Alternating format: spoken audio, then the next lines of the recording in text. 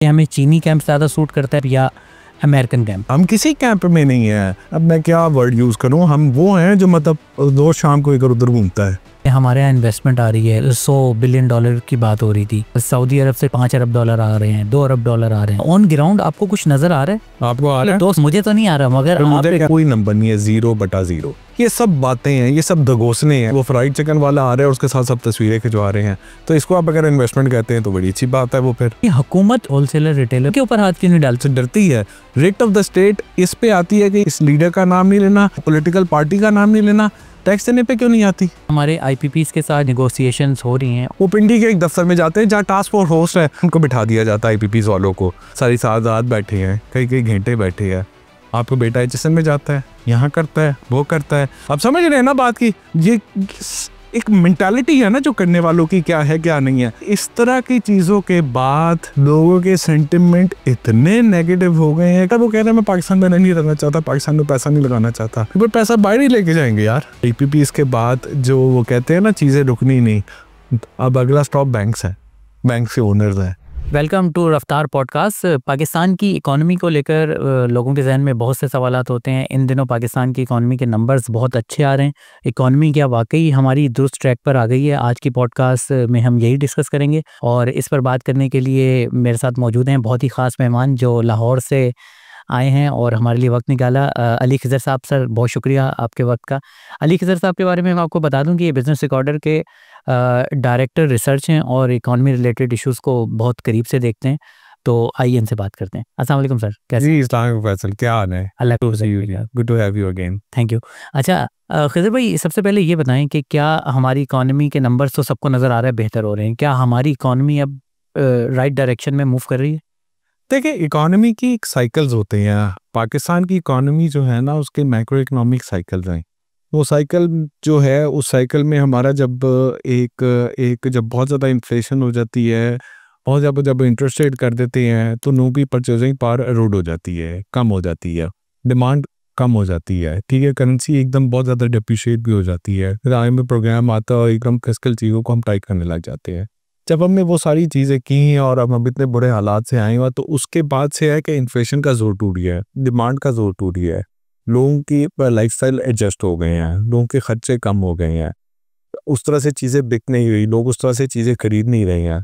Economy के अंदर जो है वो आपके प्रेशर वो कम हो गया है इम्पोर्ट का। दूसरा ये है कि बहुत जो गवर्नमेंट ने काम किया है, जो अच्छा काम किया है कि वो फिस्कल जो है उस साइड पे जो है आपने एक सरप्लस दिया है, कि यानी कि वो डेफिसिट नहीं है, वहाँ पे सरप्लस बन गया है। लेकिन उसकी वजह क्या है कि आपने बहुत सारी टैक्सेशन कर दिया। उस टैक्सेशन ने भी एक आपकी इकोनॉमी के अंदर से जो है ना वो परचेजिंग पावर टूट के दिया। तो साइकिल की वजह से इन्फ्लेशन टूट रही है, इंटरेस्ट रेट टूट रहे हैं और वो चीज़ें बेहतर हो रही हैं। वो हिजानी की सूरत हाल नहीं है, वो बेयकीनी की सूरत हाल नहीं है। लेकिन क्या मेरी इकोनॉमी ग्रोथ की तरफ जा रही है? तो उसका जवाब है नहीं, अभी ग्रोथ नहीं है। और जब तक ग्रोथ नहीं है तो इकोनॉमी रिकवर नहीं कर रही है। और वो जब ग्रोथ की तरफ जाएगी, जब आहिस्ता आहिस्ता परचेजिंग पावर जो है उसकी जो है वो कैचअप करेगी, तो फिर उसी तरह के क्राइसिस आ जाएगा जैसे आपका क्राइसिस आया था 2022-23 में, जाके 2017-18 में आया था, 2007-8 में, 8-9 में आया था, 98-99 में आया था। मैग्नीट्यूड के फ़र्क हो जाएगा, बट क्राइसिस फिर भी आएगा, क्योंकि आपने किसी किस्म का स्ट्रक्चर रिफॉर्म नहीं किया, क्योंकि आपने जो मईशत के अंदर, जो पॉलिटिकल इकोनॉमी के अंदर जो स्ट्रक्चर के इश्यूज हैं, उन इश्यूज को आपने एड्रेस नहीं किया। आप उस साइकिल में रिवर्स हो रहे हैं, टाइटनिंग कर रही हैं, करके उसका रिजल्ट आ रहा है। तो दैट इज़ द सिचुएशन को, मतलब अगले 2 साल अच्छे हैं। हाँ, लो इंटरेस्ट रेट होगा, लो ग्रोथ होगी, लो इन्फ्लेशन होगी। जहाँ पे हम थोड़ा सा ग्रोथ की तरफ वापस आएंगे, वहाँ पे फिर 1-2 साल में झटका लगेगा, फिर उस तरह चले जाएंगे। तो ये कोई हम ग्रोथ तो नहीं कर रहे हैं, हम कोई ठीक तो नहीं हो रहे। उसके लिए हमने जो काम करने हैं वो हम करने को तैयार नहीं है। As a nation, as an institution, उस पर हम बहुत बहस कर सकते हैं, बट उसके लिए तैयार नहीं है। बहरहाल ये है कि चीज़ें थोड़ी बेहतर हो रही हैं, काबू में आई। अच्छा खिज़र भाई, मुझे ये बताएं कि आपने स्ट्रक्चर रिफॉर्म्स की बात की, तो तकरीबन इस हुकूमत को आए हुए 1 साल हो जाएगा, होने वाला है। तो आपको कुछ नज़र नहीं आया कि स्ट्रक्चरल कुछ रिफॉर्म्स हुई हों? जैसे कि अभी PIA बेचने की बात हो रही थी, उसको हम आगे चल के डिस्कस करेंगे। फिर ये IPPs वाला मामला है, इसमें भी कुछ हिलजुल नज़र आई थी कि नहीं यार क्या हो रहा है। तो मतलब इसका एंड कुछ नहीं निकला, हाथ कुछ नहीं आया हमारे। अच्छा, स्ट्रक्चर रिफॉर्म क्या है जी? आपने फिस्कल टाइटनिंग की है, ठीक है जी। आपको कहाँ से टैक्स आया? सैलरी टैक्स हो आपने जो है वो 35% प्लस उस पे 10% करके 38.5 कर दिया जो एक्स्ट्रा इनकम पे। नॉन सैलरीड इंडिविजुअल जो है प्रोफेशनल है मेरे आप जैसा, उस पे 45% टैक्स कर दिया। यानी कि मैं 100 रुपये कमाता हूँ उसमें से 45 रुपये हुकूमत टैक्स में ले जाती है। ये क्या बात हुई? ठीक है, ट्रेडर और रिटेलर के ऊपर से आपने क्या टैक्स लगाया? ज़ीरो। अंडा 10 बिलियन रुपए की जो जो भी उसकी वो थी कि आपने कलेक्ट करना है, उसमें से क्या कलेक्ट किया? कुछ भी नहीं। प्रॉफिट देख लिया तो आप कुछ भी नहीं। रियल एस्टेट पे आपने कौन सा ऐसा टैक्स लगाया? आपने होलसेलर पे, ट्रेडर पे कौन सा टैक्स लगाया? जो टैक्स नेट से बाहर है उसको आपने कुछ नहीं किया। सूबों के ऊपर जो टैक्स की कलेक्शन की और उनकी जो जिम्मेदारी है खर्चों की, उस पर आपने कुछ नहीं किया। फेडरल गवर्नमेंट को स्क्वीज कर करके आपने ये कर दिया है। तो ये रिफॉर्म थोड़ी हुआ है। आप पीआईए की बात करते हैं, क्या पीआईए प्राइवेटाइज हुआ? क्यों नहीं हुआ? उस टाइम बात कर सकते हैं। ठीक है जी, क्या कोई डिस्पोज प्राइवेटाइज हुई? क्या कोई सर्कुलर डेट रिडक्शन के लिए एनर्जी पे बात करते हैं, क्या कोई सर्कुलर डेट रिडक्शन के लिए आपने डिस्कोस के लॉसेस कम किए? क्या आपने कोई ट्रांसमिशन डिस्ट्रीब्यूशन की एफिशिएंसीज बेहतर की? क्या आपने जनरेशन का मेरिट ऑर्डर ठीक किया? क्या आपने ये चीज़ें की? आपने आईबीपी इसको थोड़ा-सा कोर्स ऑफ एक्शन, उस पे हम डिटेल में बात कर लेते हैं कि उसका जो नुकसान है, उसको करके आप 8 आने रुपया बचा लेंगे तो क्या उससे फ़र्क पड़ जाएगा? उससे चीज़ें बेहतर होंगी? तो मेरा नहीं ख्याल उससे चीज़ें बेहतर होंगी। चीज़ें उसी तरह चल रही हैं, सिर्फ़ एक होती है कि साइकिल है, उस साइकिल की अब वो जो हम बेहतर साइड पे हैं, ठीक है ना? आप वो रोलर कोस्टर आपने कभी लिया है? रोलर कोस्टर वगैरह पे लेते हैं, जब नीचे आते हैं ना आपके सांस में सांस आता है, जब ऊपर जाते हैं और हवा में लटकते हैं तो आपकी चीखें निकलती हैं। तो अभी हम नीचे आए हुए हैं, सांस में सांस आया, जब ऊपर जाएंगे तो चीखें निकल जाएंगी।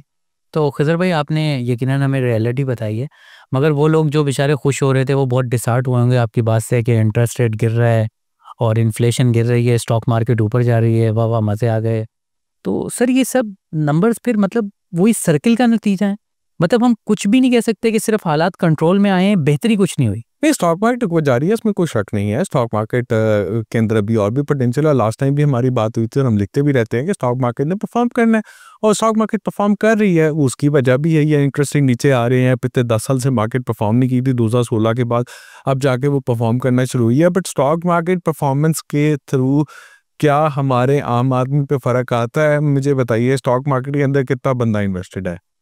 2-3 लाख टोटल इन्वेस्टेड होगा, 2.5 लाख हैं यहाँ पे। 2.5 लाख इन्वेस्टेड है, ठीक है जी। और उसके अंदर भी मेजरली कितने लोग हैं? थोड़े लोग हैं, कंपनीज़ हैं।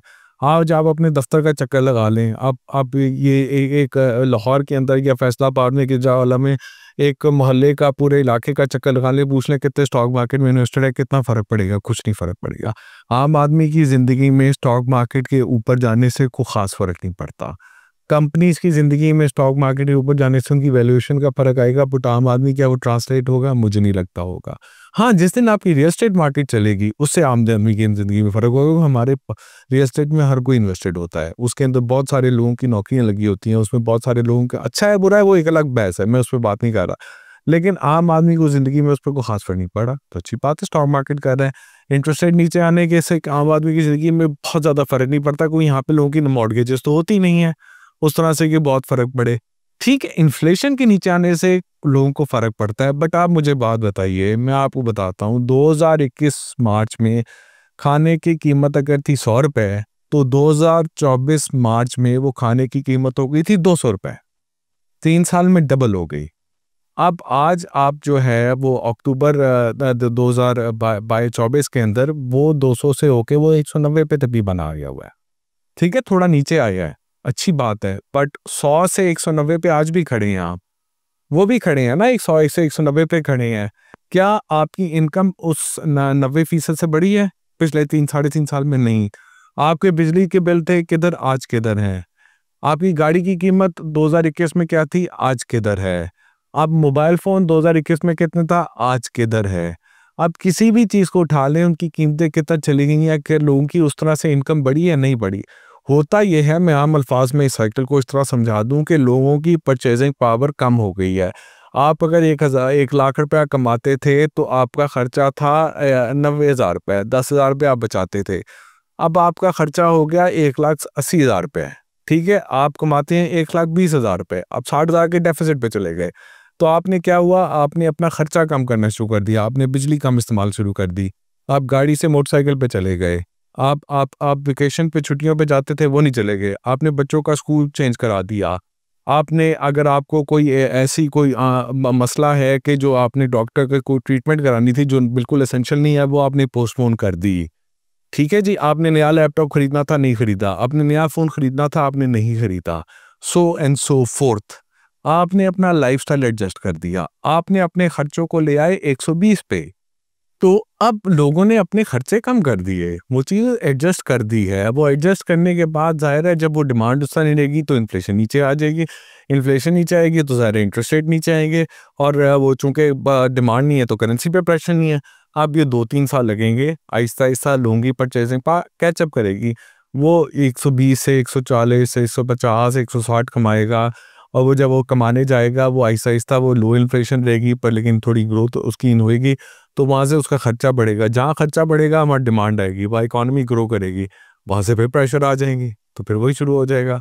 तो प्रॉब्लम ये है कि आप तो सिर्फ ये है ना कि परचेजिंग पावर कैचअप कर रहे हैं, और वो परचेजिंग पावर जैसे कैचअप करते हैं तो अब फिर गिरने लग जाते हैं। आप इसकी मिसाल इस तरह देख लें, गाड़ियों की सेल देख लें। जहाँ गाड़ियों की सेल 2.5-3 लाख रुपये तक पहुँचती है वहाँ पे क्राइसिस आना शुरू हो जाता है, फिर वो 1.5 लाख पे वापस आ जाती है, फिर टुक-टुक करके 3 लाख तक पहुँचती है, फिर वापस आ जाती है। तो हम तो उसी साइकिल में फँसे हुए हैं कि भई आप थोड़ा-सा ग्रो करते हो, फिर आपको खींच लिया जाता है, फिर आप उस स्टेज पे आते हो, फिर खींच लिया जाता है। तो वही वो चीज़ चल रही है, तो ये तो चीज़ ऐसे ही चलती रहेगी अनफॉर्च्युनेटली। तो खिज़र भाई ये ऐसा चल क्यों रहा है? इसका रीज़न क्या है कि हम अपनी जो है इनकम नहीं बढ़ा रहे एज़ अ कंट्री, मतलब हम अपनी एक्सपोर्ट नहीं बढ़ा रहे। देख इसका रीज़न क्या है? ये देखिए वो टेक्निकल रीज़न है, इसकी सबसे बड़ी चीज़ है कि हमारा फिस्कल हाउस में जो है ना फिस्कल डेफिसिट बहुत ज़्यादा है। वो उसकी वजह से हमारा करंट अकाउंट डेफिसिट हो जाता है। तो फिस्कल डेफिसिट को कम करने के लिए या तो हमें अपने खर्चे कम करने हैं या हमें अपने टैक्सेस को बढ़ाना है। हम अपने खर्चों को कम नहीं इतना कर पाते, और टैक्सेस जो बढ़ाते हैं वो स्क्यूड टैक्सेस बढ़ाते हैं। सूबों की तरफ आपके पास बहुत ज़्यादा पैसे जाते हैं, सूबे खर्चे बड़े लेविशली करते हैं, जबकि वो सारा चीज़ें वो जो बोझ है वो फेडरल पे आ जाता है। तो आपको फिस्कल स्ट्रक्चर को ठीक करना है, जिससे टैक्स देना चाहिए वो उसको देना चाहिए, और जिस पे टैक्स ज़्यादा है उसको टैक्स कम करना चाहिए। ये बैलेंस करेंगे, वो बैलेंस करेंगे तो करंट अकाउंट बैलेंस होगा। थोड़ी खर्चे कम करने की गुंजाइश है। हम करते नहीं वो एक अलग बात है, गुंजाइश निकल सकती है, कहाँ पर गुंजाइश है? मतलब हुकूमत जो परफॉर्मेंस दे रही है, जो काम कर रही है, उसमें तो 2/3 ऑफ द गवर्नमेंट तो एक्स्ट्रा है। आप किसी भी सरकारी दफ्तर में चले जाएँ, आपका यहाँ पे बाहर दफ्तर है, फरहान भाई बैठे हुए थे, फरहान भाई के दफ्तर के बाहर कितने उनके पीए बैठे हुए थे। यही आप किसी सरकारी दफ्तर में चले जाएँ, वहाँ पे 4 पीए बाहर बैठे होंगे। वो 4 पीए की आपस में टसल चल रही होगी। वहाँ पे जो वो गार्ड होगा, फिर उसके बाद वो चौकीदार होगा, फिर उसके बाद 2 ड्राइवर होंगे।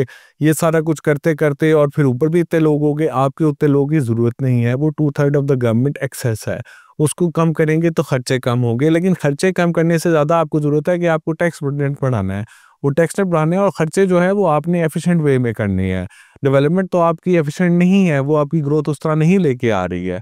वो चीज़ करेगी तो उसके बाद फिर आहिस्ता-आहिस्ता वो इकोनॉमी में ट्रांसलेट होगा, एफिशिएंसीज़ आएगी, और इस एफिशिएंसीज़ की वजह से आपकी फर्म चलेगी और वो एक्सपोर्ट भी कर पाएँगी। नेचुरली आपको एक्सपोर्ट लेड ग्रोथ चाहिए, वो आपको उसमें कोई शक नहीं है कि हमारे पास जो ग्रोथ आई है, जो हमें एवियन एफडीआई भी आई है, वो एक्सपोर्ट लेड है। जो एक अच्छी बात मैं आपको ये कह सकता हूँ कि बहुत सारी फर्म्स इस क्राइसिस के बाद एक्सपोर्ट के ऊपर सोचने लग गई हैं।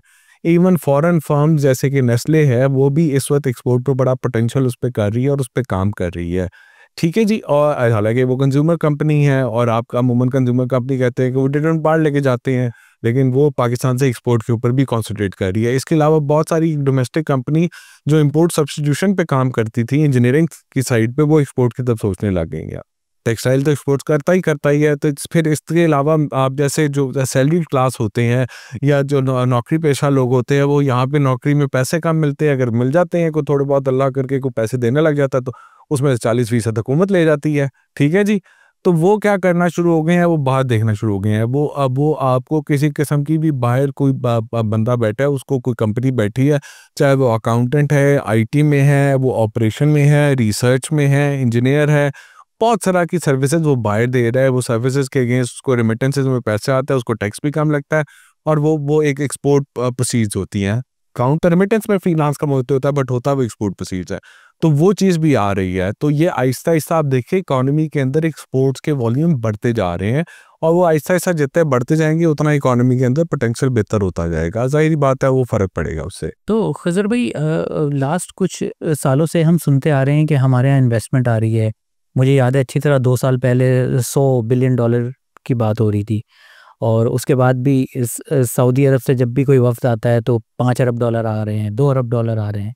मगर ऐसा ऑन ग्राउंड आपको कुछ नज़र आ रहा है? आपको आ पिछले रहा है? 2 सालों में सर मुझे तो नहीं आ रहा मगर फिर मुझे आप क्या इकोनॉमिक एक्सपर्ट हैं तो आप तो डीपली जानते नहीं, होंगे नहीं, ना। मैंने बाकी कुछ आया है? मैंने वो तो फ़र्क वो ऐनकें पहनी हुई है कि मुझे नज़र आ जाएगा, जो है ही नहीं चीज़, जो कि आपको नहीं नज़र आ रही, तो मुझे भी नहीं नज़र आ रही कि वो चीज़ है ही नहीं। अच्छा। है ही नहीं, जब चीज़ है ही नहीं, कौन सा 100 बिलियन का नंबर है? कोई नंबर नहीं है, 0/0। आपकी सिर्फ़ एक रेकोडेक के अंदर पैसे डल रहे हैं, वो भी क्योंकि हमने वो जो शेयर है पाकिस्तान का अपना था, वो क्यों बेचनी है आज के दिन में, जबकि आपने बैरिक गोल्ड आ गया, वो डालेगा, पाकिस्तानी हुकूमत के शेयर है और दूसरी बलूचिस्तान हुकूमत के शेयर हैं, आप वो शेयर बेच रहे हो, को सऊदी अरब कहता है मैंने ये खरीदना है, बैरिक गोल्ड है, मुझे इस कीमत पे चाहिए और आपको मुझे चाहिए तो मैं तुम्हारी ये लोन जो है रोल ओवर करूँगा, वो आप इस वजह से बेच रहे हैं। बाकी क्या आ रहा है? बाकी ये आ रहा है कि वो फ्राइड चिकन वाला आ रहा है और उसके साथ सब तस्वीरें खिंचवा रहे हैं। तो इसको आप अगर इन्वेस्टमेंट कहते हैं तो बड़ी अच्छी बात है वो फिर। आप ग़ालिबन अलबैक की बात कर रहे हैं या तो अच्छा दूसरा मुझे खिज़र भाई ये बताएँ कि 20 साल से हम तकरीबन 10 साल तो हो गए सुनते हुए कि कोई सऊदी अरब $20 अरब की रिफाइनरी लगाएगा, लॉलीपॉप उसका यार 15 साल से रिफाइनरी सुन रहा। प्रोजेक्ट जो है वो वायबल ही नहीं है। 20 साल पहले उसकी वायबिलिटी थोड़ी बहुत थी, आज उसकी वायबिलिटी नहीं है। हम वही रोना रोते आ रहे हैं और वो चलना ही नहीं है। मैं आपको सिंपल सी बात बताता हूँ, पिछले 20 साल के अंदर आपकी मिडल ईस्ट के अंदर, इंडिया के अंदर इधर-उधर बहुत ज़्यादा रिफाइनरीज़ लगी हैं और एक रिफाइनरीज़ का गlut है, ज़्यादा है। वो रिफाइंड प्रोडक्ट आपको बेचना चाहते हैं, दुनिया को बेचना चाहते हैं, वो रिफाइन करते हैं, ठीक है जी? और दुनिया में आगे जाके डिमांड जो है ऑयल की कम होती जा रही है, आप रिन्यूएबल पे कॉन्सेंट्रेशन ज़्यादा होती जा रही है, ईवीज़ के ऊपर आपका अब ज़ोर ज़्यादा है, ठीक है जी? सोलर पैनल्स और ये वो जिनके ऊपर ज़ोर ज़्यादा है आपका, तो तेल की डिमांड जो है वो आगे जाके उस तरह से ग्रो नहीं करेगी जैसे पहले गई थी, क्योंकि अल्टरनेटिव सोर्सेज़ के ऊपर ज़ोर ज़्यादा है और उसमें टेक्नोलॉजी भी अपग्रेड हो रही है। जबकि ऑलरेडी आपके पास रिफाइनरीज़ इस रीजन में बहुत ज़्यादा है, तो यहाँ पे रिफाइनरी को लाने का कौन से नफलों का सवाब होगा? तो रिफाइनरी अनवायबल था, आज भी अनवायबल है। जो 5 रिफाइनरी यहाँ पे लगी हुई हैं, अटक रिफाइनरी से लेके, पाको से लेके, बाइको से लेके, ये जो 4-5 हैं, इनकी 2020 से इनकी बात हो रही है नदीम बाबर के ज़माने से कि रिफाइनरी पॉलिसी आ रही है, रिफाइनरी पॉलिसी आएगी, ये अपग्रेड करेंगे तो ये जो फर्नेस ऑयल बनाते हैं इसकी कोई काम की चीज़ बना सकेगी। वो आज तक पॉलिसी अप्रूव नहीं हो पाई, वो आज तक पॉलिसी हो नहीं पाई 4 सालों में, नई रिफाइनरी क्या लगनी है। ये सब बातें हैं, ये सब दगोसने हैं, ये सब आपको खिलाने के लिए बातें हैं। $100 बिलियन की इन्वेस्टमेंट कहाँ आएगी और जी टू जी इन्वेस्टमेंट आनी ही नहीं चाहिए। ये private sector to private sector investment आनी चाहिए जिसमें गवर्नमेंट का रोल नहीं होगा। जिस चीज़ में गवर्नमेंट का रोल नहीं होगा वो चल जाएगी, जिस चीज़ में गवर्नमेंट का रोल होगा वो ऐसे ही रहेगी। आप एग्रीकल्चर में देख लें, आप प्राइवेट सेक्टर की बाकी इन्वेस्टमेंट देख लें, जहाँ गवर्नमेंट घुसती है, जहाँ गवर्नमेंट आती है वहाँ ये हाल हो जाता है। तो वो 100 बिलियन की इन्वेस्टमेंट मुझे तो कोई नज़र नहीं आती और गवर्नमेंट टू गवर्नमेंट इन्वेस्टमेंट की तो मैं वैसे ही खिलाफ हूँ। हाँ, प्राइवेट सेक्टर जहाँ पे आपका इकोनॉमी ग्रो करने लग जाएगी, जहाँ पे उस इकोनॉमी में जान आएगी, सबसे पहले पाकिस्तानी बंदे जो पाकिस्तान से बाहर पैसा लेके आए हैं वो लाएंगे, नंबर 1, और उसके बाद फिर बाहर वाले लोग लाएंगे और फिर हमारे प्राइवेट सेक्टर के लोग ही वो पार्टनर्स लेके आएंगे जिस तरह इंडिया में लेके आते हैं, इंडिया के अपने जाइंट्स लेके आते हैं। हम तो अपने जाइंट्स को बनने नहीं देते, हमने अपने जाइंट्स को एक नेशनलाइजेशन कर दी, फिर आज हम आईबीपीएस के साथ करके वही कर रहे हैं। इस पे हम डिस्कस कर सकते हैं कि जो इस तरह से चीज़ हो रही है वो बात है, तो वो इन्वेस्टमेंट जो $100 बिलियन की आप बात कर रही हैं वो नहीं आ रही। As simple as that. उसका जिक्र करते क्यों है मुझे नहीं समझ आती, मैं तो कभी नहीं लिखता उसके बारे में। सर इसलिए करते हैं क्योंकि हमारे बड़ों ने किया था, तो इसलिए बस याद रहे, बड़ों की बातें याद रह जाती। चलें, अच्छी बात है, आप करते रहें, आपका फर्ज है करना। फिर नहीं सर, वो हम असल में इसलिए भी करते हैं ना कि शायद आ रही हो, हम होता है कि बाज़ दफ़ा खबरों में इन नहीं रहता ना बना। हाँ, वो जिस तरह इंटरनेट स्लो हो गया ना, तो वो इन्वेस्टमेंट भी रास्ते में स्लो हो गई है, फायरवॉल लग गई है उस पे, वीपीएन लगाएंगे तो आ जाएगी इन्वेस्टमेंट। बिल्कुल सही। अच्छा सर ये बताइएगा कि अभी अमेरिका में इलेक्शन हुए, ट्रम्प साहब आ गए, तो वैसे ये भी अक्सर बहस रहती है कि हमें कौन सा मॉडल ज़्यादा सूट करता है, कि हमें चीनी कैंप ज़्यादा सूट करता है, चाइनीज़ कैंप या अमेरिकन कैंप। ये बहस अक्सर रहती है क्योंकि हमारी सारी एक्सपोर्ट्स तो अमेरिका यूरोप होती हैं। तो आपके ख्याल में अगर ट्रम्प साहब आ जाते हैं तो इससे हमारे कुछ रिलेशन पे अच्छा असर पड़ेगा, हमारी एक्सपोर्ट्स बढ़ने का कुछ चांस है? क्या मुझे नहीं समझ आता ट्रम्प के आने से एक्सपोर्ट कम ज़्यादा क्यों होगी या चीज़ें।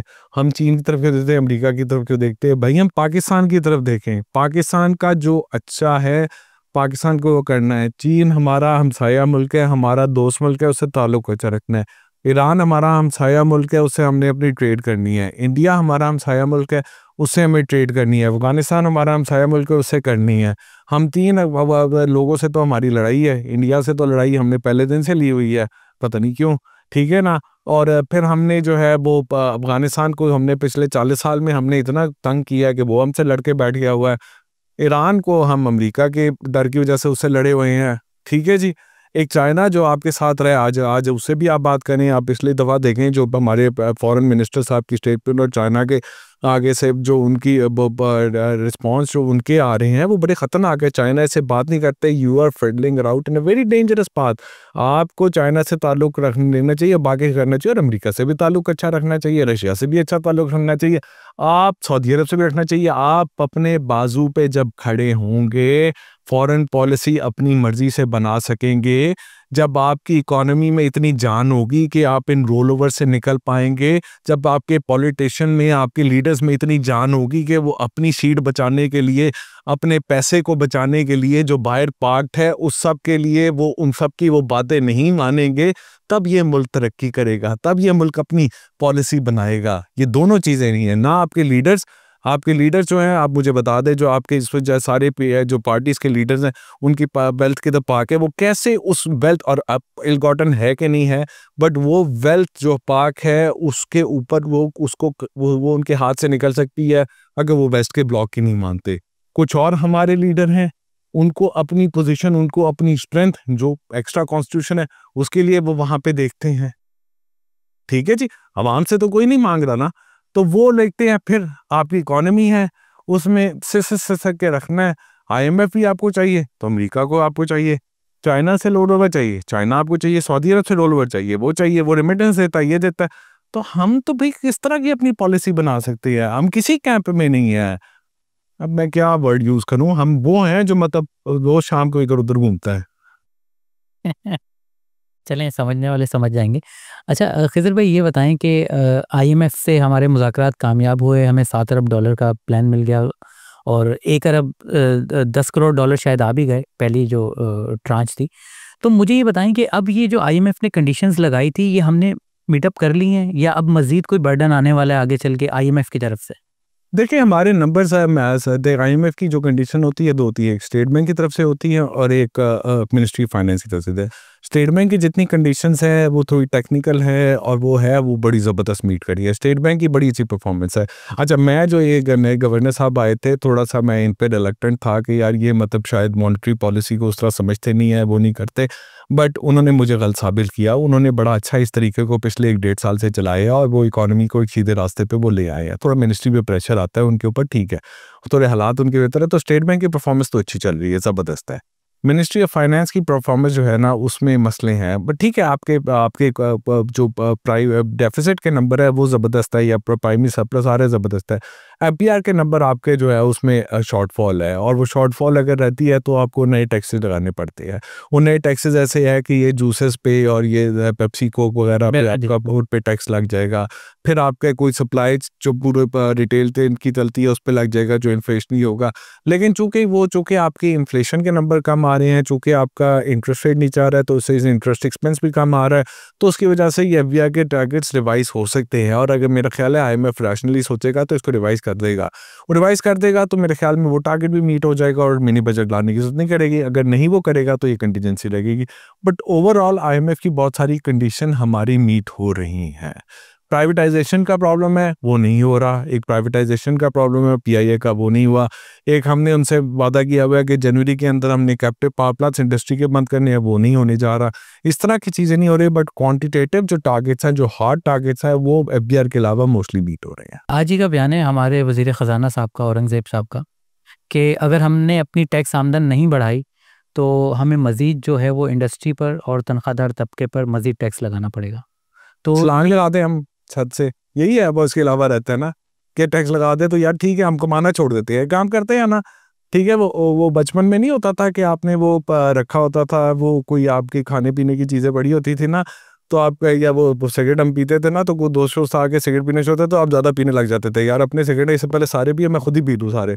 तो इसका मतलब है पैसे कमाना छोड़ दें कि हम हुकूमत पैसे लेके जा रही है, यार हम कमाते ही नहीं है फिर, ठीक है ना, होंगे ना तुम लेके जाओगी। तो सर ये बयान अगर आप इसको ज़रा गौर से इस पर गौर करें, तो क्या ये रियासत नाकाम नज़र नहीं आती उन लोगों के सामने जो टैक्स नेट में नहीं है, और उन्हीं लोगों का गला दबा रही है जो ऑलरेडी बेचारे टैक्स नेट में हैं और देते हैं? इसमें ये कुछ नाकाम शक है?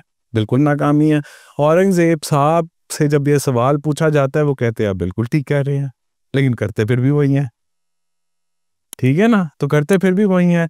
तो यार मुझे बताएं कि तनख्वाहदार पे आप टैक्स लगा रहे हैं, आप तनख्वाहदार, पता है कि तनख्वाहदार क्या कर रहा है?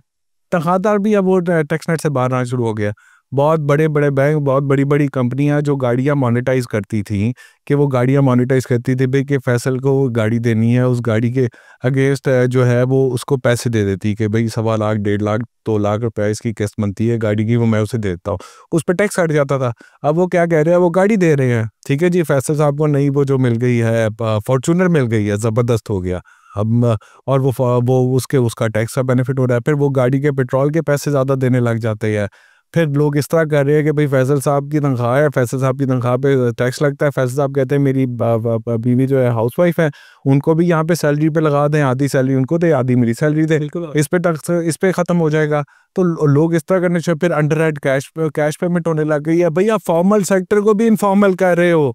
अभी ये जो रिटर्न्स फाइल हुए हैं, ये तो अब पता चलेगा कि इसके क्या नंबर्स हैं। आपके ख्याल में ये जो अभी इस सैलरी क्लास पर टैक्स बढ़ाया था, इससे कितना रेवेन्यू जनरेट हुआ है? जो ये सैलरीड क्लास की गर्दन दबाते रहते हैं, क्या कोई बहुत बड़ा नंबर मिल? नहीं, बहुत बड़ा नंबर नहीं है ये, नंबर अभी देख लेंगे, बट बहुत बड़ा नंबर नहीं है। आपके 12.9 ट्रिलियन का जो नंबर है ना, उसका मेरा ख्याल है 5% से भी नीचे होगा। अच्छा। इट्स लेस देन दैट, बहुत छोटा नंबर है। बट ज़ाहिर बात है वो गर्दन उसकी बहुत ज़्यादा दबाई जाती है। सबसे बड़ा टैक्स तो बैंक्स देते हैं ना, वो बैंक्स का नंबर बड़ा ज़्यादा है, तो और कॉर्पोरेट्स का नंबर ज़्यादा है, और फिर सैलरीड का उसके बाद आ जाता है। बट ये है काफ़ी बड़ा नंबर है रिलेटिव टू अदर्स। मतलब अगर टेढ़े वेढ़े तो कुछ भी नहीं देते। नहीं तो सर, इनको माशाल्लाह से हमारे वज़ीर ख़ज़ाना साहब को तनख्वाहदार का ख़्याल भी आ रहा है, इंडस्ट्री का ख़्याल भी आ रहा है, ज़राअत के शोबे का, प्रॉपर्टी के शोबे का, इनका ख़्याल क्यों नहीं आता इनको? ट्वीट आ जाएगी जैसे मिफ्ता को आई थी। अच्छा चलें, वो तो बेचारे रिटेलर्स वगैरह, वो तो कोई बड़े जायंट्स हैं, मतलब एज अ कम्युनिटी तो जायंट हैं, मगर वो भी तो आम आपके जैसे मेरे जैसे बेचारे होलसेलर रिटेलर होते हैं, उनके ऊपर भी हाथ नहीं डालते? यार बेचारे कैसे होते हैं भैया, मेरी बात सुनो। आप 10 लाख रुपए कमाते हो, उस 10 लाख में से 4 लाख रुपए टैक्स दे देते हो, ठीक है जी, महीने का। वो 10 लाख रुपए कमाता है, उसमें से 50,000 रुपए टैक्स देता है, तो बेचारा कैसे हो गया? यार बेचारे क्या होता है ये? सर What is- नहीं, ये बेचारगी वाला लफ्ज ही आपका गलत है। आई कंटेस्ट दैट, ये गलत बात है। जब तक आप उसको कहोगे कोई बात नहीं, वो टैक्स नहीं देता, कोई बात नहीं, मेरा टैक्स अब होना चाहिए, ये आपकी सैलरी क्लास की सबकी जिम्मेदारी है कि यू कॉल दिस आउट, कि भाई तुम्हारी इनकम है, अगर दूसरा अपनी इनकम पे टैक्स दे रहा है, तुम कैसे नहीं दे रहे? तुम मेरे हक पे डाका मार रहे हो।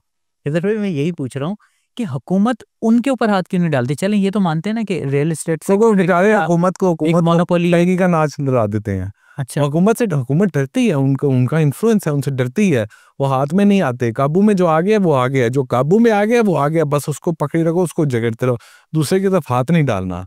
कमजोर है हुकूमत, स्टेट कमजोर है, और ये आज की नहीं, आज से 20-25 साल की कमजोर है, नहीं डाल पाती। अनफॉर्चुनेट है, ये अनफॉर्चुनेट बात है ना। रिट ऑफ द स्टेट कहाँ पे आती है? रिट ऑफ द स्टेट इस पे आती है कि ये इस लीडर का नाम नहीं लेना, इस पॉलिटिकल पार्टी का नाम नहीं लेना। टैक्स देने पे क्यों नहीं आती? मुझे बताएं क्यों नहीं आती ना। रिट ऑफ द स्टेट तो यहाँ पे आती है कि सबके फंडामेंटल राइट जो है उसको आप प्रोटेक्ट करें।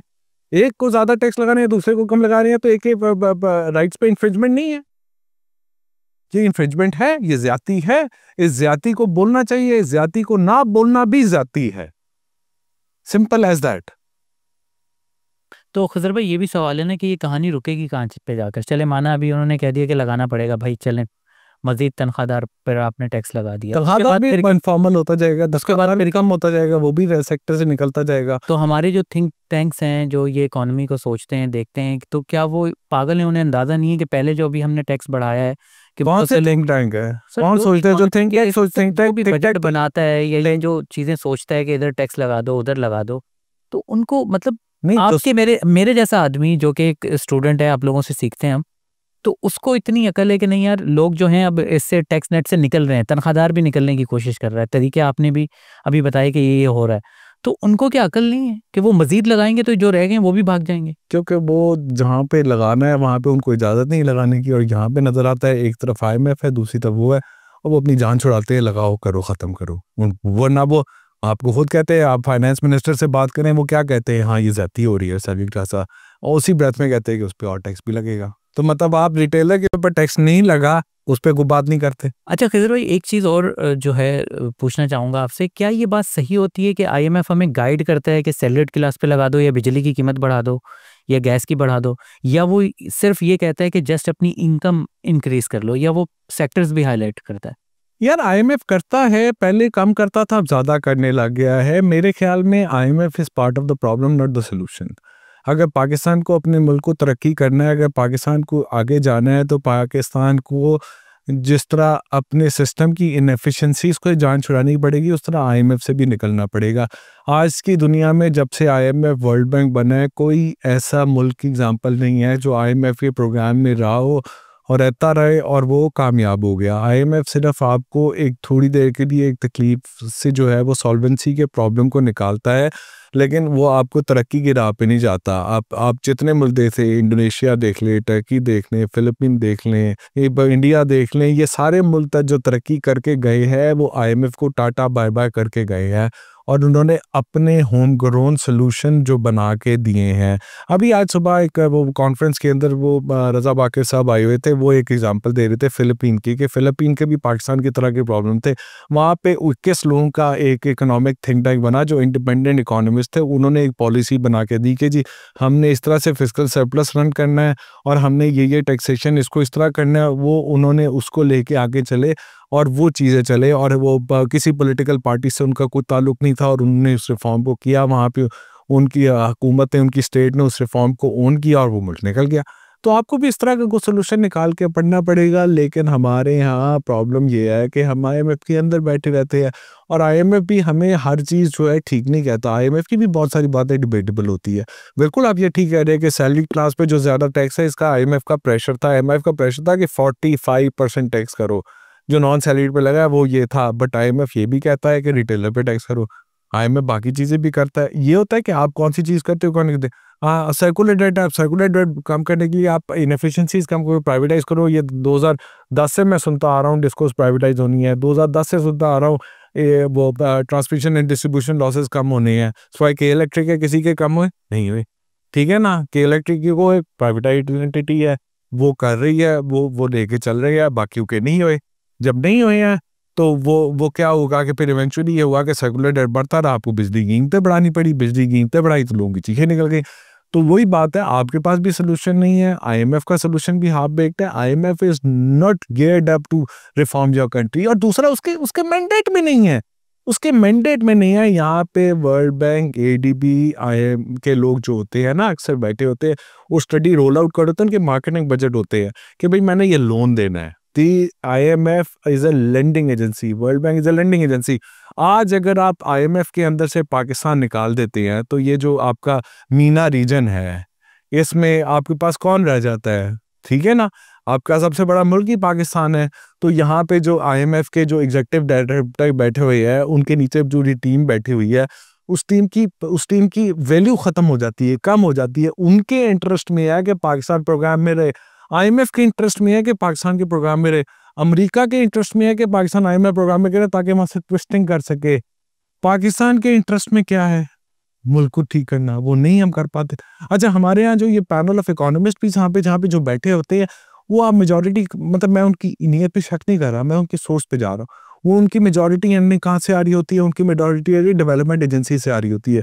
तो एक FCDO है, डिफेड हुआ करता था, वर्ल्ड बैंक है, ADB है, ठीक है। और यही वॉशिंगटन बेस या UK बेस जो आपके ये जो डेवलपमेंट है, जिनके आगे से जो पॉलिटिकल एक आर्म ट्विस्टिंग भी होती है, वहीं से उनकी फंडिंग आ रही होती है। वही फंडिंग वही पॉलिसी बना रहे होते हैं, तो वो भी उसके अगेंस्ट नहीं जा सकते। फाइनेंस मिनिस्ट्री उसके अगेंस्ट नहीं जा सकती क्योंकि IMF प्रोग्राम में है। तो ये पूरा एक सिस्टम है। इस सिस्टम से निकलने के लिए हमें अपने आप को खुद से ठीक करना है, और जब तक हम खुद से नहीं ठीक करेंगे तो हम इसी में फंसे रहेंगे। सो IMF is a part of the problem, not a solution. Having said that, मतलब जो आज सूरत हाल है, अगर IMF ना हो तो आप डिफॉल्ट कर जाते हो, वो एक अलग सूरत हाल है। They two different things, don't confuse it. अभी जब ये हमें IMF का प्रोग्राम मिला था, तो उससे पहले शहबाज शरीफ साहब का एक स्टेटमेंट आया था और बड़ा वायरल हुआ था। उन्होंने कहा था कि उम्मीद है कि बस ये हमारा IMF का आखिरी प्रोग्राम होगा। तो कुछ सोच समझ के ही सर उन्होंने कहा होगा, ऐसे तो नहीं कहा होगा। वज़ीर आज़म है सर मुल्क के, क्या ख्याल है आपका? पता नहीं यार, हमने बहुत सारे प्रोग्राम में सुना हुआ है कि हर दफ़ा ये होता है कि आखिरी प्रोग्राम होगा। असद उमर साहब आए थे, उन्होंने तो कहा था हम IMF पे जाएंगे ही नहीं है, ठीक है ना। उससे पहले इसहाक डार साहब ने उसको प्रीमेच्योर उसको ख़त्म कर दिया था। आखिरी प्रोग्राम हमारा कहने से नहीं होता, एक्ट करने से होता है। मुझे बताइए कौन सा ऐसा स्टेप है जो इस हुकूमत ने पिछले 1 साल में लिया है जिससे हम कह सकें IMF का आखिरी प्रोग्राम होगा? मुझे एक स्टेप बता दें। जो लिया है मैं मान जाता हूँ भाई, आप ऐसे एक्शन करेंगे तो वो IMF का आखिरी प्रोग्राम होगा ना। आज आप बताएं, प्रोविंशियल सरप्लस आपकी वो तीनों गवर्नमेंट दे रही है, पंजाब नहीं दे रहा है। मतलब क्या बात हो रही है? पंजाब किस तरह लेविशली खर्च रहा है क्योंकि आपका पॉलिटिकल कैपिटल रिवाइव हो जाए। आपका तो फोकस वही है। आप तरक्की अवाम की चाहते हैं, आप अवाम के लिए अच्छा चाहते हैं, तो फिर फॉर्म 45 की हुकूमत दे दें, बात ही खत्म हो जाती है। नहीं चाहते ना, आप तो अपना अच्छा चाहते हैं। सही। अच्छा सर, आप IPPs पे भी काफ़ी लिखते हैं और डीपली काफ़ी रिसर्च है आपकी। तो मुझे ये बताएँ कि हमारे IPPs के साथ जो नेगोशिएशंस हो रही हैं, उनमें क्या अपडेट है? और गो के मेरी भी 1-2 बड़ी पावर प्रोड्यूसर के CEO से बात हुई, तो वो ये जो तरीक़ाकार अपनाया जा रहा है उससे खुश नहीं है, कि मतलब वो उसको एक धमकी या थ्रेट के उसमें ले रहे हैं। मगर आपका क्या वर्कआउट है इस पे? देखिए, IPPs के इशू में IPPs जो हैं उनकी तरफ से ज़्यादती है, इसमें कोई शक नहीं है। पाकिस्तान में जो IPPs का मॉडल जो 1986 के बाद आया था, पहले हबको आया था जो PIPP मोड में 94, फिर आगे चलते रहे। वो जितनी पॉलिसीज़ बनी हैं वो पॉलिसीज़ पाकिस्तान के लिए ठीक नहीं बनी। वो उनके अंदर जो IPPs को जो रिटर्न दिए गए हैं वो ज़्यादा रिटर्न दिए गए हैं। IPPs ने ओवर इन्वॉइसिंग की है, मशीनरी उन्होंने जो थी वो जितने की थी उससे महंगे के लिए ली है। IPPs ने तेल चोरी किया, IPPs ने चोरी किया है, सब कुछ किया है। हर एक ने नहीं किया है, और उन्होंने निचोड़ा है मुल्क को। और ये IPPs का जो ये मॉडल है और जिस तरह से कैपेसिटी का ये चल रहा है, ये सस्टेनेबल नहीं है। और वो मतलब वहाँ पे जो उन लोगों ने है, बहुत सारे मैं बिजनेसेस को जानता हूँ जो IPPs में नहीं गए सिर्फ इस वजह से कि उनको लगता है कि काम अच्छा नहीं है। ये मुल्क के साथ ज्यादती है। आई नो पीपल जो नहीं गए, लेकिन इसका ये मतलब नहीं है कि हर जाने वाले ने ज्यादती की है। ठीक, ये एक मैं आपको ये बैकग्राउंड पहले दे दूँ, ठीक है। और IPPs को जब रिटर्न दिया जाता है 17%, 15%, वो डॉलराइज्ड जो है, एवरीथिंग कवर, इतना जब रिस्क प्रीमियम दिया जाता है तो इसका मतलब होता है कि वो थ्रू आउट द टाइम वो रिटर्न नहीं मिलता, को उसका इवेंचुअल रिटर्न कम हो जाता है। और वो ये इस रिस्क लेके आए होते हैं। देखिए ना, आप फिक्स्ड इनकम में रिटर्न कम होता है, इक्विटी में ज़्यादा होता है, बट इक्विटी में लॉस भी हो जाता है, रिस्क हो जाता है ना, तो लॉन्ग टर्म में वो रिटर्न लेवलाइज हो जाता है। इस तरह वो IPPs का भी लॉन्ग टर्म में वो लेवलाइज हो जाता है। और IPPs के साथ निगोशिएशन करना कोई गलत बात नहीं है, निगोशिएशन ये बनती है करनी, और हो रही है। IPPs के साथ निगोशिएशन पहले भी हुई है, 1998 में भी हुई है। IPPs के साथ निगोशिएशन 2020 में भी है, 2024 में है। जिस चीज़ पे मेरा इख्तलाफ है और जिस चीज़ की मुझे बड़ी है, जिस चीज़ के ऊपर मुझे बहुत ज़्यादा लोगों से जो मैं सुन रहा हूँ और जो बातें हैं, ये है कि जो निगोशिएशन के जो टैक्टिक्स इस्तेमाल हो रही हैं वो बड़े कोर्सिव हैं, बहुत गलत है। मतलब पिछली दफ़ा 2020 के अंदर निगोशिएशन हुई थी ना, तो मोहम्मद अली साहब हमारे दोस्त हैं ना, ये निगोशिएशन स्पीयरहेड कर रहे थे। उनके अंदर एक साहब बैठे होते थे एजेंसी के, खामोश, सिर्फ ये दिखाते थे भाई तुमने नहीं मानी, ये बैठे हुए हैं बस। अब क्या हुआ है, अब सिलसिला क्या शुरू हुआ है? पहले क्या हुआ है? सबसे पहले उनको बुलाया गया है, लाहौर में एक चिड़ियाघर है, वहाँ बुलाया गया, ठीक है, इस तरह बाकी जगहों पे। फिर उसके बाद सरीना के पास एक और इस्लामाबाद में जगह है, उधर बुलाया गया है, उपारा के आगे पीछे, ठीक है जी। फिर उसके बाद वो सारी करके, जिसमें मोहम्मद अली साहब कहीं नहीं है, मोहम्मद अली साहब की टीम जो टास्क फोर्स की है वो कहीं नहीं है। मेरे दोस्त जो मोहम्मद अली साहब के बड़े अच्छे दोस्त हैं, जो उनकी टीम के बड़े दोस्त हैं, उनके साथ शर्तें लगी होती थी। वो कहते थे यार मोहम्मद अली और उसकी टीम इन्वॉल्व नहीं है इस नेगोशिएशन में। मैं कहता था इन्वॉल्व है, लेकिन हमें नहीं पता था इन्वॉल्व है। फिर एक दिन क्या होता है, वो पिंडी के एक दफ्तर में जाते हैं जहाँ टास्क फोर्स होस्ट है, तख्तियाँ लगी हैं, मोहम्मद अली साहब सब बैठे हैं। फिर वो उस दिन सामने आते हैं, फिर नंबर डिस्कस होते हैं, फिर वो बात आगे पीछे होती है, फिर मोहम्मद अली साहब की टीम को जो जिन सीईओ से बात की है, वो सीईओ मेरे से बात रोज उसकी होती है। वो सीईओ साहब वो लोग जाते हैं, वो कहते हैं कि ये चीज़ है, इसको इस तरह करके दो, वो स्टम्प हो जाते हैं मोहम्मद अली की टीम को। कैपेसिटी नहीं है, कैपेबिलिटी नहीं है उनकी। फिर क्या होता है, फिर उनको बिठा दिया जाता है आईपीपीज वालों को, उनके ओनर्स को बिठाया जाता है, एम्प्लॉयज़ को नहीं बिठाया जाता, उनको बिठा दिया जाता है। अली साहब गायब हो गए, आईपीपीज के एम्प्लॉयज़ गायब हो गए, ओनर्स बैठे हुए हैं, सारी साथ बैठे हैं, कई घंटे बैठे हैं। आपको बेटा एचएसएम में जाता है, यहाँ करता है, वो करता है, उनको सर्व होता है जनाब, वो वहाँ पे जाते हैं, बैठते हैं, वहाँ पे ज़बरदस्त वो फॉरेन मीट, उनको सैल्मन सर्व होता है, ठीक है। वो जो बैरा होता है उसने सफ़ेद वो बने होते हैं, दस्ताने पहने होते हैं, वो सर्व होता है, और वो आगे से साहब आपको कह रहे होते हैं ये खाना खाएं, साथ आप ये है कि आप मुल्क के साथ जाती कर रहे हैं, और ये हो रहा है। They don't even appreciate the irony of the matter. आप समझ रहे हैं ना बात की?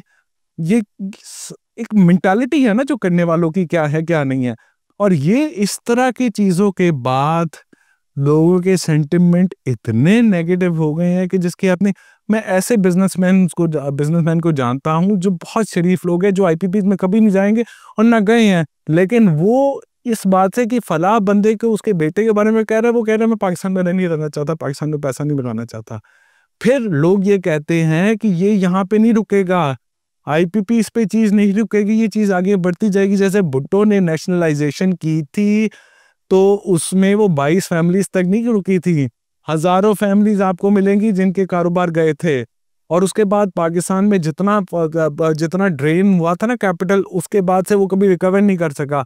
फिर 1998 के अंदर आपने 11 अरब डॉलर के लोगों के फॉरेन एक्सचेंज रिजर्व फ्रीज कर दिए थे, जबकि स्टेट बैंक के पास $1 बिलियन था। उसके बाद से आप कभी तक वो बैंकों में लोगों ने पैसे नहीं लगे, वो ड्रेन आज तक आप रिवर्स नहीं कर सके। अब ये आईपीपीस की जो शुरू की है कहानी, इसका जो ड्रेन होगा ये भी रिवर्स नहीं कर सकेंगे। आपको रियलाइज नहीं हो रहा आप क्या कर रहे हैं, क्या नहीं कर रहे।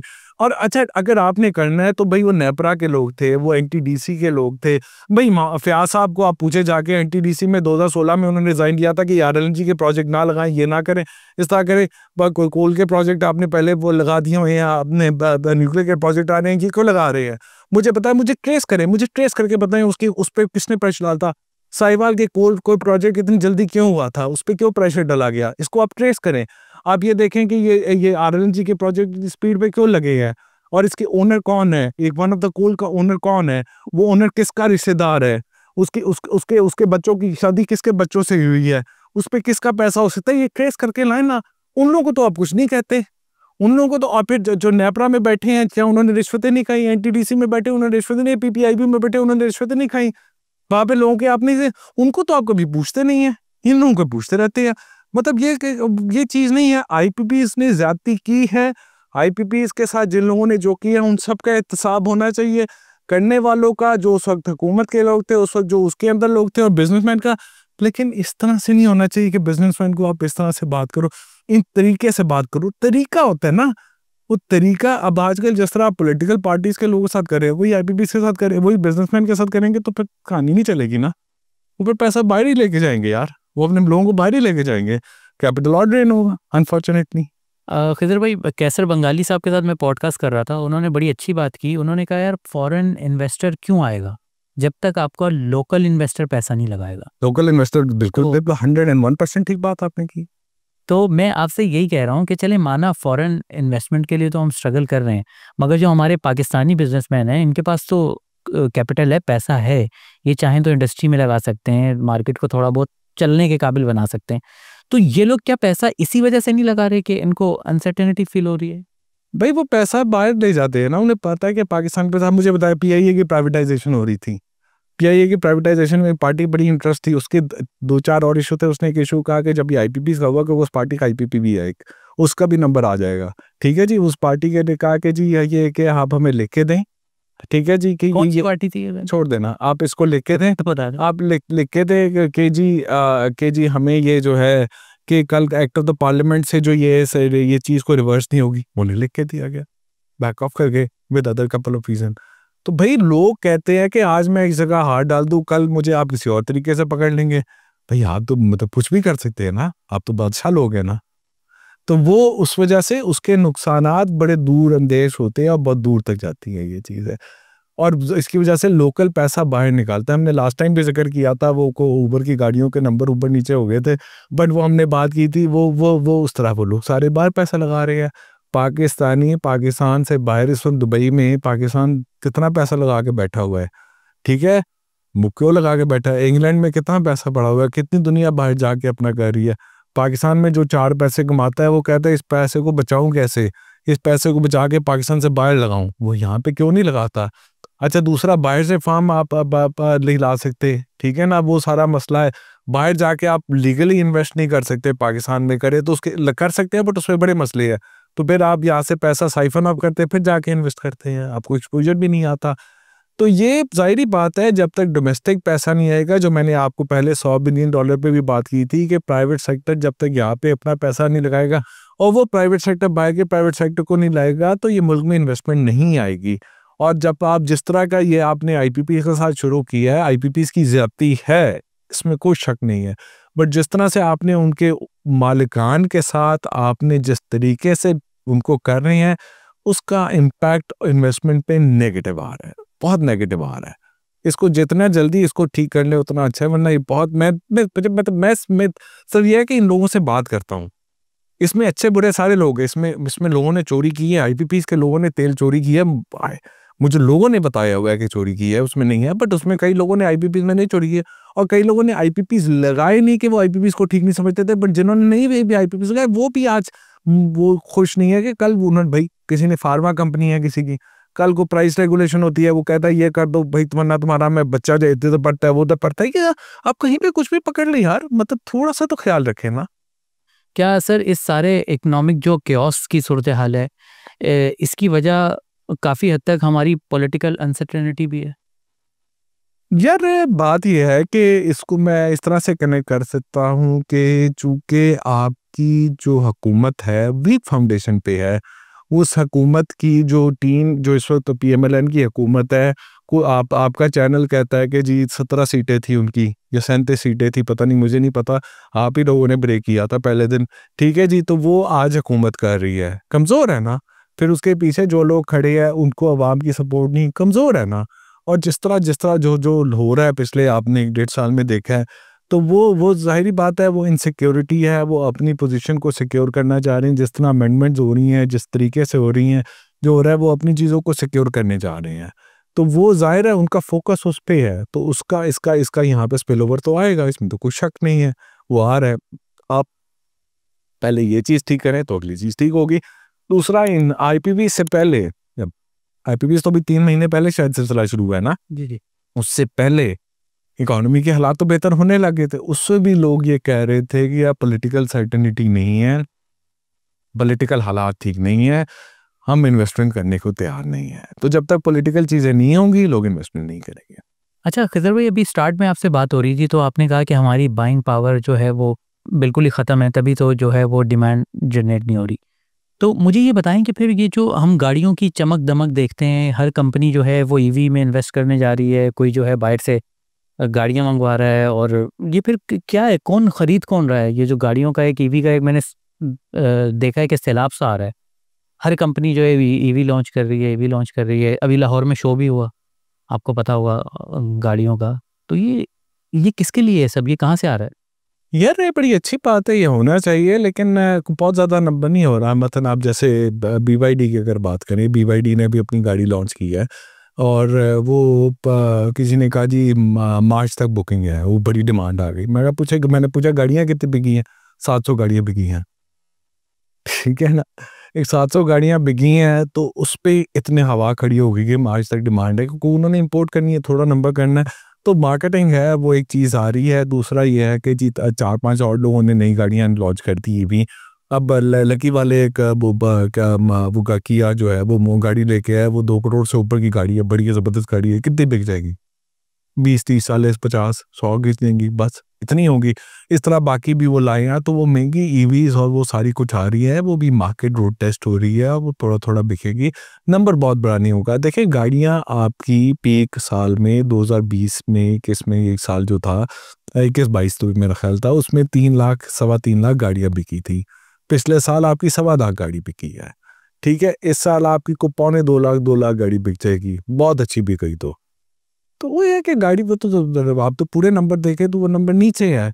और आप देखें वो उसी ने वो आपने भरम डाला, वो फरहान ने किया था कि डाले ज़्यादा बिकते हैं, फॉर्चूनर ज़्यादा बिकती है, करोला कम बिकती है। आप इंडस मोटर जो कंपनी जो ये बनाती है उसके प्रॉफिट मार्जिन जो तो उसका वो जो मार्जिन है ना सेल्स के ऊपर जो होता है, जो ग्रॉस मार्जिन होता है वो बढ़ गया है, क्योंकि बड़ी गाड़ी बेच रही है तो मार्जिन बढ़ गया, छोटी गाड़ी कम बिक रही है तो उसका मार्जिन कम होता है। तो भैया वो अमीर लोग जो है वो तो पैसे बनाई जा रहे हैं, नीचे जो है मोटरसाइकिल से गाड़ी पे कन्वर्ट नहीं हो रहे, गाड़ियों स्पोर्ट साइकिल पे कन्वर्ट हो रही है। रियलिटी तो ये है। तो जिस दिन वो बिकेंगी गाड़ियां, जिस दिन वो 3 लाख 4 लाख गाड़ियां बिकेंगी, फिर उस दिन रेले होंगे। लेकिन ये ईवी रेवोल्यूशन इज गुड और ये आ जाएगी। इसमें इसमें कुछ सालों में मोटरसाइकिलों में एकदम चेंज आ जाएगा। अभी आपने सोलर पैनल देखे हैं ना, कि सोलर पैनल में क्या हुआ है, चाइना ने बहुत ज़्यादा सोलर पैनल बना दिए, यूरोप ने वहाँ पे वेस्ट ने उसके ऊपर जो है वो ड्यूटी लगा दी, तो पाकिस्तान जैसे मुल्कों में डंप करना शुरू कर दिया और कीमतें उसकी ज़मीन पे आ गई हैं। ठीक है ना, अब बैटरीज पे भी बहुत काम हो रहा है। कल बैटरीज की यहाँ पे कीमतें नीचे आ जाएंगी तो ये ऐसे मोटरसाइकिल शिफ्ट होगी जैसे सोलर गया है, और उससे बहुत फ़र्क पड़ेगा। या मेरे लाहौर की 1500 का AQI है, वो बेहतर हो जाएगी, उसकी एयर क्वालिटी बेहतर हो जाएगी अगर वहाँ पे EV आना शुरू हो जाएंगी। तो वो तो एक अच्छी बात है, ये तो होने दे, इसको करने दे। ये बैटरी टेक्नोलॉजी बेहतर हो रही है और ऐसा हो रहा है। दूसरा BYD आ रहा है। BYD कहता है कि जी पाकिस्तान की जो है 30% मार्केट जो है लेट्स से 2030 तक जो है वो ईवी और या PHEV पे चली जाएगी। उसकी 50% मैं मार्केट ले लूँगा। अगर आज 1.5 लाख की मार्केट है, उसका 30% हम ले लेते हैं तो आपका कितना हो गया, 30,000 रुपया। ठीक है ना, नहीं 45,000 रुपया, 45,000 रुपये का आप हो गया 17,500। तो 17,500 की वो गेम के ऊपर अपना प्लान लगा देगा, या वो जो भी नंबर आता है, नंबर ऊपर नीचे हो रहा हो। बट वो ये है कि वो ठीक है, मार्केट है, अच्छी बात है, EV में कन्वर्ट होना चाहिए। एनर्जी फ्रेंडली गाड़ियाँ होती है और आहिस्ता आहिस्ता टेक्नोलॉजी उसमें बेहतर होती जा रही है, तो हमें उसके अंदर जाना चाहिए। और अगर इससे हमें हमारी इकोनॉमी को खास बूम नहीं मिलने वाली। एनवायरनमेंट के लिए बहुत अच्छी बात है यार। फिर जब over the period of time मुझे बात बताइए, आपका बिल गाड़ियां मंगवाने का ज़्यादा है या गाड़ियों पे तेल लगाने का ज़्यादा है? आपकी मोटरसाइकिल की इंपोर्ट ज़्यादा है या मोटरसाइकिल पे तेल ज़्यादा है? मोटरसाइकिल की इंपोर्ट तो ना होने के बराबर है, सारा लोकलाइज्ड है, बहुत थोड़ी होती है। बट मोटरसाइकिल आपका जो 50% जो तकरीबन पेट्रोल है वो मोटरसाइकिल इस्तेमाल करता है। तो भैया वो EV पे कन्वर्ट हो गए तो उससे बहुत फ़र्क होगा। वो EV के अंदर बहुत सारी तो रिन्यूएबल सोर्सेज आ रही है, इंडिजिनस सोर्सेज आ रहे हैं जिससे अब बना रहे हैं, तो उसका इकोनॉमी पे ज़ाहिर है बहुत पॉजिटिव फ़ायदा आएगा, but medium to long term आएगा। पर एनवायरनमेंट की मैं बात करता हूँ, लाहौर के अंदर हमारे जो स्मॉग है उसकी सबसे बड़ी वजह जो है ट्रांसपोर्टेशन है, कि हमारे यहाँ इतनी ज़्यादा ट्रांसपोर्ट है। इस मौसम में सीजनल होती है, ऑफ कोर्स इस सीज़न में होती है, वहीं पे होती है, बट वो जब उसकी ट्रांसपोर्टेशन में जो ये मोटरसाइकिल जो पुराने इंजन जिसमें हम बड़े फ़ख्र से कहते हैं कि जी वो मेरा दोस्त नीमंज कहता है ना, हर साल स्टिकर बदल देते हैं तो वो मॉडल बदल जाता है। तो वो स्टिकर बदलते हैं ना, उसका इंजन बदलता है ना, उसका साइलेंसर बदलता है ना, कुछ होता है कि वो आपने सस्ता रखने, ग्राफिक्स बदल जाए, उसके एनवायरनमेंट के अंदर जो पोल्यूशन है वो तो है, वो कम होती जाएगी। मेरे लाहौर की जो है वो एयर क्वालिटी बेहतर हो जाएगी। मैं तो बहुत खुश हूँ। आपने कहा सरमायाकारी तो नहीं आ रही कोई भी, तो SIFC की परफॉर्मेंस कैसी चल रही है पिछले 2 साल से? सेटिस्फाई हैं आप? यार मतलब वो जो है मतलब SIFC की परफॉर्मेंस ठीक है। SIFC नहीं भी था तो मुल्क चल रहा था, SIFC नहीं भी होगा तो चल गया ना, उसके आने से कोई खास फर्क पड़ा। पर इसका वो तो मकसद तो सरमायाकारी लाना था ना। सरमायाकारी तो नहीं आ रही ना, तो सरमायाकारी तो पहले भी नहीं आ रही थी, उससे पहले बाद में नहीं आ रही। को SIFC आ गया, सरमायाकारी को रिवर्स तो नहीं किया ना, तो मैं उसको जाके लाओ, मतलब है नहीं है, doesn't really matter. That's how it is. अच्छा, कोई खास वो फ़र्क मुझे आप वहीं फ़र्क डाल दें उसमें, को मुझे बता दें उसकी वजह से मुल्क के अंदर कुछ चीज़ चेंज हो गई हो।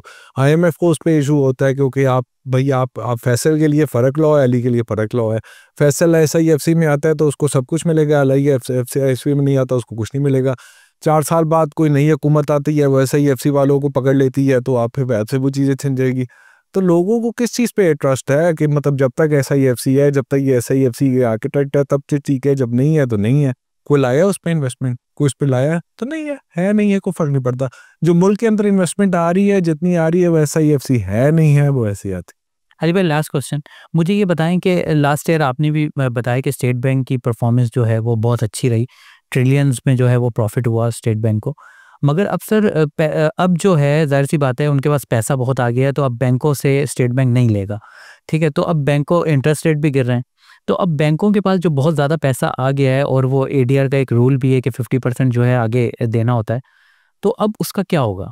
बैंकों के पास इतना पैसा है, जब कोई डिमांड ही नहीं आ रही, कोई ले ही नहीं रहा बैंकों से पैसा, तो वो क्या करेंगे? अच्छा, ऐसा नहीं है कि बैंकों को बहुत बहुत पैसा आया है, जो और स्टेट बैंक का जो भी प्रॉफिट आया वो इस वजह से आया है कि बैंकों के पास जितने डिपॉजिट थे उसके ऊपर जितने एडवांसेज या इन्वेस्टमेंट दे सकते थे दे दिए, फिर उसके बाद जो है वो पैसे ख़त्म हो गए, तो स्टेट बैंक नोट प्रिंट नहीं कर सकता था। फिर स्टेट बैंक ने जो है ना मार्केट में पैसा डालना शुरू कर दिया, जो अपने पैसे स्टेट बैंक के पास रसीबल पड़े थे वो मार्केट में आना शुरू थे, इसको ओपन मार्केट ऑपरेशन OMO कहते हैं। वो गया 12 गया, तब 13 ट्रिलियन का हो गया हुआ था OMO। उस 13 ट्रिलियन के ऊपर जो है 22% पे इंटरेस्ट था, ठीक है, उसमें से 1% बैंक का होता था, 21% तो स्टेट बैंक के पास जाता था। वो 2.5 ट्रिलियन वापस हुकूमत के पास आ गया इस साल, पिछले साल जो आपने एक्सपेंस किया था, ठीक है जी। तो वो आ गया, तो वो OMO कम होकर 9 ट्रिलियन पे आ गया है, वो और कम होता जाएगा। दूसरी बात तो आपने जो बात की है कि ADR अगर एडवांस टू डिपॉजिट रेशो किसी बैंक के 40% से ज़्यादा है तो उस पर 15% ज़्यादा टैक्स है, अगर 40 से 50% तक है तो 10% एक्स्ट्रा टैक्स है, 50% से ज़्यादा तो नहीं है टैक्स है। ये इंतहाई कोई फसूदा किस्म का टैक्स है। मैं मानता हूँ, मैं जैसे अब IP वाला मुद्दा बयान किया ना, मैं बैंक का भी वही मुद्दा आपसे बयान करूँगा। मैं मानता हूँ कि बैंक के अंदर जो है वो रेंट सीकिंग होती है। मैं मानता हूँ कि पाकिस्तान के लेज़ी बैंकर्स है। बैंक जो है वो वहाँ पे डिपॉजिट जो है वो करंट अकाउंट लेते हैं और लोगों को धोखा देते हैं, बैंक इंश्योरेंस बेचते हैं, ये करते हैं, वो करते हैं, वो मिस सेल करते हैं चीज़ों को, और वो अपने रिटर्न्स को, अपने स्प्रेड्स को जो 7-8% के हिस्टोरिक हाई स्प्रेड्स है उसको कमाते हैं। बैंक के ओनर जो है उनका फाइनेंशियल इंक्लूजन पे फोकस नहीं है, को बहुत ज़्यादा लोगों के डिपॉजिट बेस नहीं बढ़ी, को पैसे में लेंडिंग नहीं बढ़ी। तो बैंक जो प्राइवेटाइज हुए हैं, बिफोर द प्राइवेटाइजेशन क्या होता था कि चलो जी वो हुकूमत वाले जो है चोरी के लोन ले लेते थे, वो नहीं होते।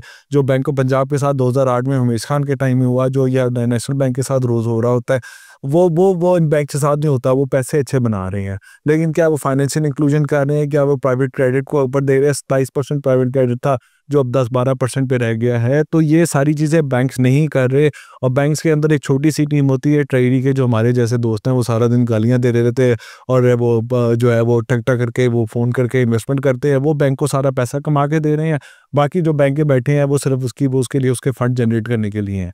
लेकिन ये तरीका नहीं है कि ADR पे टैक्स किया जाए, कोई इससे डिस्टॉर्शन आ रही है, और इससे जो है वो सिंगल डिजिट में कई किसी को लोन दे रहा है, लेकिन कोई SME को लोन नहीं दे रहा, फैसल को लोन नहीं दे रहा जिसको लोन चाहिए घर के लिए, उसको लोन नहीं दे रहा जिसको गाड़ी के लिए लोन चाहिए। वो लोन उसी को दे रहा है जिसके पास पैसे हैं, और उसको दबा के दे रहा है। और मैं एक और बात बताऊं कि अब जो IPPs के बाद जो वो कहते हैं ना चीज़ें रुकनी नहीं, अब अगला स्टॉप बैंक्स है, बैंक से ओनर्स हैं, उनके पास आएंगे कि भैया तुम 8% स्प्रेड कमाते हो, 7% स्प्रेड कमाते हो, ये कहाँ का इंसाफ है? चलो लाओ पैसे। तो बैंक से साथ जाती है, बैंक्स के साथ भी मज़ेदार है कि वो ये ADR वाला टैक्स नहीं, इसको ठीक तरीके से होना चाहिए, इसको ये एवरेज पे कर दे और इस पे बेसिकली इस टैक्स को ख़त्म कर दे। वैसे ही बैंक के पास 50% टैक्स होगा, 60% कर दे, 70% कर दे, 80% कर दे, 90% कर दे। बैंक के मेरे दोस्त मुझे मार देंगे, बट ये ADR के ये डिस्टॉर्शन ना क्रिएट कर। खिजर भाई, लास्ट क्वेश्चन, और ये सवाल मेरे दिल के भी बहुत करीब है। जब से होश संभाले यही सुन रहे हैं, पाकिस्तान नाजुक दौर से गुजर रहा है, इकॉनमी नाजुक दौर से गुजर रही है। 75 साल बाद क्या अब हमें ये पता चल गया है कि हमारी नाकामी की वजह क्या है और हमारी दुरुस्त सिमत क्या है? क्या सिर्फ पता चल गया? क्योंकि अगर सही बीमारी डायग्नोज होगी तभी उसका इलाज हो सकेगा। क्या आज हमें पता है कि हमारा मसला क्या है? यह बड़ा नाजुक सवाल है और नाजुक जवाब है इसका, क्योंकि इस मसले की तरफ जाऊंगा तो फिर मतलब मैं और तुम जो है ना वो बात नहीं कर पाएंगे ठीक तरह से। तो हमें मसला ये है कि हमारे जितने इंस्टीट्यूशंस हैं ना उनको इन प्लेस होना चाहिए। नाकामी की वजह हमारा सिस्टम है, और वो बड़ा नाजुक सवाल है। अगर हम इस सिस्टम के ऊपर जाते हैं और उसके अंदर वो चैलेंजेस जो 1954 से शुरू हुए, और फिर उसके बाद पहला मार्शल लॉ लगा, दूसरा मार्शल लगा, तीसरा मार्शल लगा, 90 की दहाई के अंदर अब पूरी हुकूमतें चेंज होती रहीं, फिर वो जो नेशनलाइजेशन की वो सारी चीज़ें हुई, बहुत सारी उसमें चीज़ें हैं जिसको हम कर सकते हैं। हमें चीज़ों को पहले इंस्टीट्यूशंस को सीधा करना है, हर इंस्टीट्यूशन को अपने हिस्से पे डालना है। और दूसरा ये है कि जब इस मुल्क में मेरिट लाएंगे ना, सिस्टम मेरिट का लाएंगे, तो फिर आप सब पे टैक्स भी लगा सकेंगे। आप जब कम्पेटिटिव एनवायरनमेंट भी उसी पे आएगा, और जब कम्पेटिटिव एनवायरनमेंट आएगा तो लोग जो है मुल्क में पैसा भी लगाएंगे, और जब मुल्क में लोग पैसा लगाएंगे तो इसके नाजुक हालात से निकल जाएंगे। तो हमें फंडामेंटल्स को ठीक करना है, और हम उन फंडामेंटल्स को ठीक नहीं करना चाहते। और वो फंडामेंटल मुल्क के अंदर 1948 से शुरू हो गए थे, जब आपने कश्मीर करते थे आप, और आज 2024 में भी वही फंडामेंटल इश्यूज हैं। तो नाजुक तो रहेगा हालात। चलें खिजर भाई, बहुत शुक्रिया, आपने अपने बिजी शेड्यूल से हमारे लिए वक्त निकाला, और इंशाल्लाह दोबारा भी किसी मौजू पे आपसे मुलाकात होगी। Thank you.